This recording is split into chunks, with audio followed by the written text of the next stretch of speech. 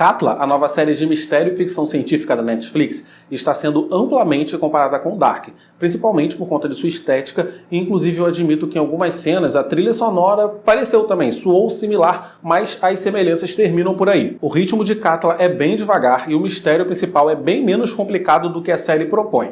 Aqui nesse vídeo então eu vou fazer a minha análise da temporada com spoilers e vou comentar e explicar aquele final também.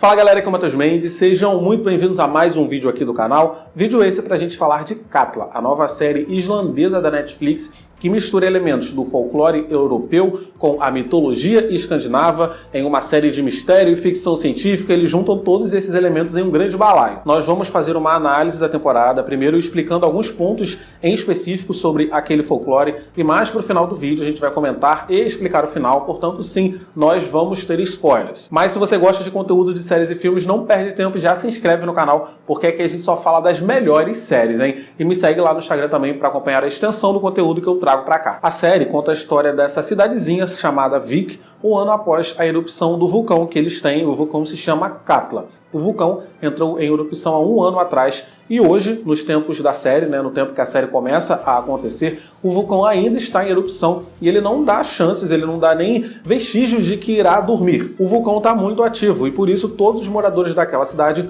foram para a capital da Islândia, chamada de Reykjavik. Pouquíssimas pessoas permaneceram na cidade, alguns policiais, alguns cientistas e os funcionários do hotel local que abriga todas essas pessoas. Vik é uma cidade fantasma e a erupção do vulcão parece ter dado início a um processo muito estranho. Pessoas cobertas em cinzas começaram a aparecer, só que o problema é que as pessoas não parecem ser quem elas dizem ser. Grima, a personagem principal, que também é uma policial aqui na série, perdeu a sua irmã há um ano atrás. No dia da erupção do vulcão, sua irmã Asa desapareceu. E agora, um ano depois, ela aparece coberta em cinzas e parece que o tempo não passou para ela. O que está acontecendo? E aí entramos no aspecto folclórico da coisa. A série chama esses duplos de Changeling, só que eu acho que esse não é o termo apropriado para eles. Changeling, no folclore europeu, é uma criança trocada, um ser lendário como uma fada ou um troll troca a sua prole pelo filho de algum ser humano. Esse ser lendário deixado no mundo dos humanos assume a exata forma da criança roubada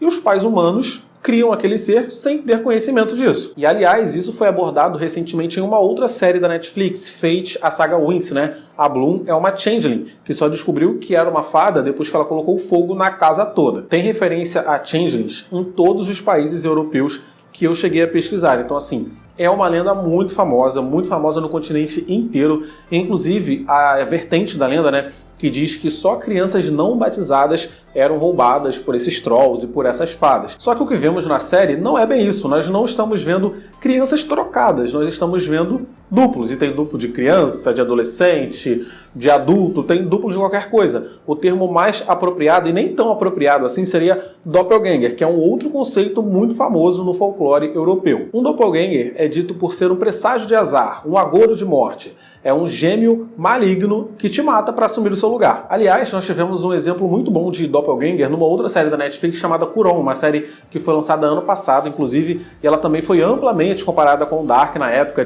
não tinha nada a ver, mas Cuarón até que era uma série legal, inclusive saudades, nem sei se essa série foi cancelada ou não. Os duplos aqui de Katla querem, de certa forma, tomar o lugar dos originais, só que eles não têm uma natureza maligna, com exceção daquela criança endemoniada lá. Os duplos aqui não são aqueles gêmeos malignos que querem matar o seu outro, a qualquer custo para assumir o lugar do original. Então, por falta de termos apropriados, nós vamos chamá-los aqui nesse vídeo apenas de duplos. Katla tinha tudo para dar certo, porque a série tem uma premissa muito legal. Sósias de parentes dos moradores de uma cidadezinha no interior da Islândia começaram a aparecer cobertos em cinza do nada. Há alguma conexão com o vulcão, mas não sabemos qual. Há personagens aparecendo como se estivessem 20 anos mais novos, eles estão aparecendo com a aparência que eles tinham há 20 anos atrás, então há um certo conflito de gerações e a gente fica curioso para descobrir como que isso tudo vai se amarrar. A série tem uma fotografia muito boa, tem cenários bem bonitos, tem um design de figurino muito bem pensado. Você não vai ver um personagem utilizando uma roupa amarela, por exemplo, porque a série quer dar um tom sombrio para aquela história. Toda a paleta de cores foi pensada para dar esse clima de suspense sombrio. A trilha sonora também casa muito com aquela história, por isso que eu disse que algumas vezes me lembrou Dark. E assim, isso é um elogio, isso é uma coisa boa, me lembrou Dark no bom sentido, porque a trilha sonora lá em Dark também era espetacular. Katla tem como diretor o Baltazar Kormákur,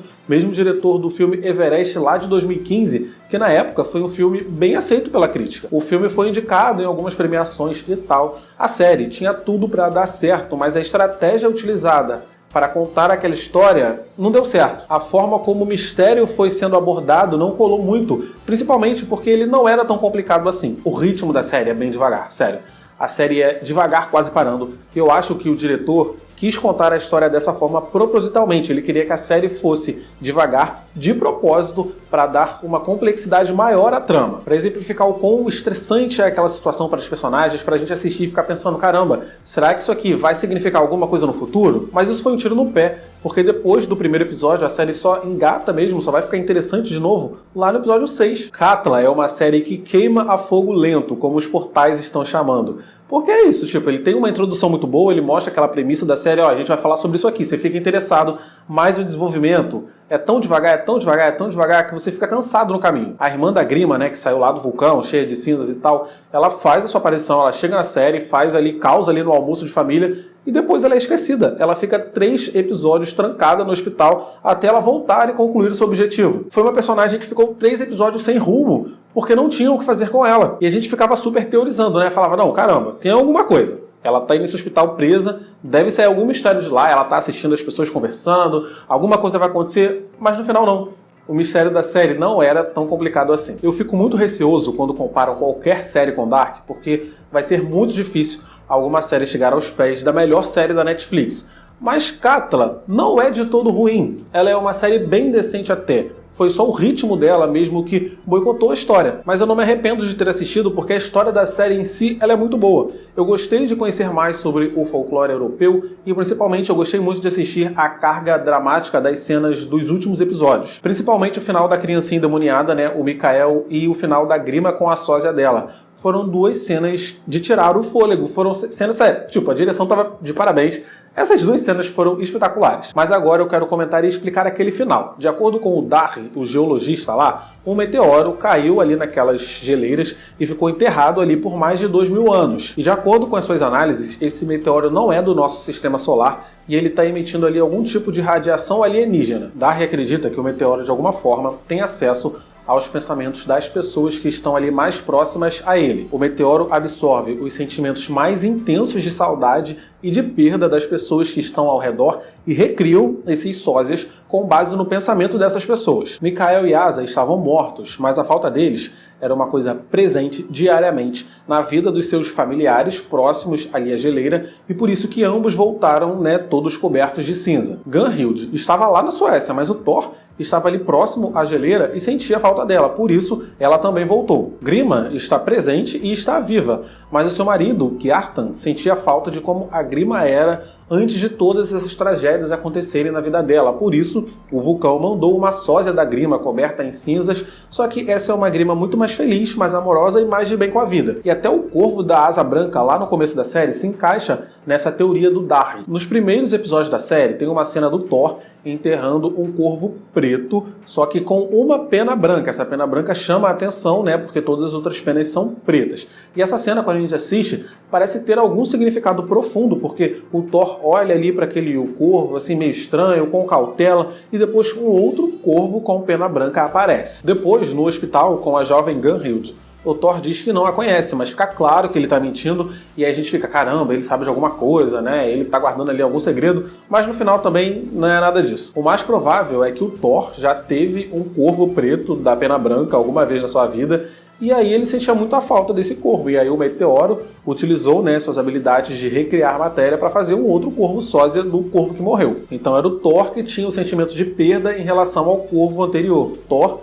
foi responsável então pela criação da Gunhild e pela criação do Corvo. Os duplos, como eu já comentei, são réplicas dos humanos baseados nos pensamentos que as pessoas têm sobre eles. Por isso que o Mikael voltou com o demônio no corpo, porque o seu pai lembrava dele como uma criança problema, uma criança que colocou fogo na escola e que não sentia nenhum remorso. Mas tirando o Mikael, os outros duplos não parecem ter uma natureza maligna e eles também não parecem querer tomar o lugar dos originais. Aliás, a Asa inclusive admite que não tem um propósito e quando ela descobre, né, que não é real, que ela é uma sósia e tal, do vulcão e tudo mais, ela simplesmente vai para o mar e se mata. E a própria Grima passa por isso também. Lá no último episódio tem aquela cena onde elas decidem qual das duas vai continuar vivendo aquela vida, né? Ela coloca uma arma na mesa e fazem ali aquele jogo de roleta russa. E a Grima 2 sabe que aquela última bala está engatilhada, porque eles já giraram todo o tambor. E mesmo assim, ela se mata deliberadamente para deixar a outra Grima, a Grima original, ser livre. A própria Magna, o duplo dela, fugiu do marido e salvou a Magna original das mãos do marido doido, porque o marido não estava dando os remédios de câncer para a mulher, e se ela continuasse daquela forma, ela iria morrer. No final, a sósia Magna e a Magna original deram as mãos